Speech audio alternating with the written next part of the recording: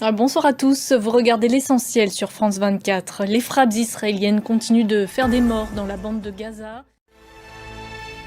Au Proche-Orient, l'armée israélienne annonce avoir pris le contrôle d'un axe clé séparant les villes de Rafah et de Khan Younes dans le sud de la bande de Gaza. Elle prévient que ces opérations vont s'intensifier ces prochains jours. Un appel a été lancé à la population pour qu'elle évacue les zones de combat. Jean Barrère. Aux États-Unis, une nouvelle volte-face de Donald Trump après avoir imposé des droits de douane de 145% sur les produits chinois. Le président américain a finalement décidé d'exempter plusieurs objets comme les smartphones ou les ordinateurs. Un soulagement pour les consommateurs américains, mais aussi pour les géants du secteur technologique tels qu'Apple. Valérie Lerouge et Camille Gutin. Ils se sont déjà donné rendez-vous pour une nouvelle rencontre le week-end prochain. Washington et Téhéran ont discuté ce samedi à Oman au sujet du programme nucléaire iranien. Chaque délégation se trouvait dans une pièce distincte. Étaient présents l'émissaire américain Steve Witkoff et le chef de la diplomatie iranienne Abbas Araghchi.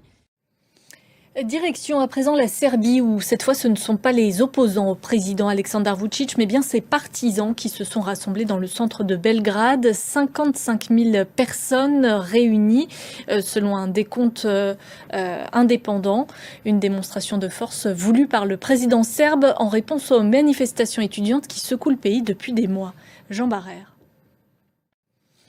Il y a un an, en France, un opposant au régime algérien, l'influenceur Amir Boukors, alias Amir DZ, était victime d'un enlèvement. Libéré un jour plus tard, ses ravisseurs présumés, eux, viennent d'être arrêtés et mis en examen vendredi.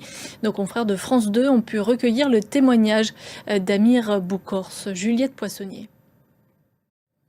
L'Algérie a réagi ce soir par communiqué à la détention de l'un de ses agents consulaires mis en cause dans cet enlèvement. Selon Alger, ce tournant judiciaire vise, je cite, à torpiller le processus de relance des relations bilatérales entre les deux pays. Il pourrait causer un grand dommage.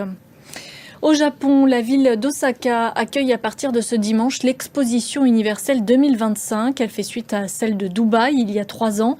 160 pays et régions sont représentés. Axel Simon. Et c'est la fin de ce journal. Merci de votre attention. L'information continue sur France 24.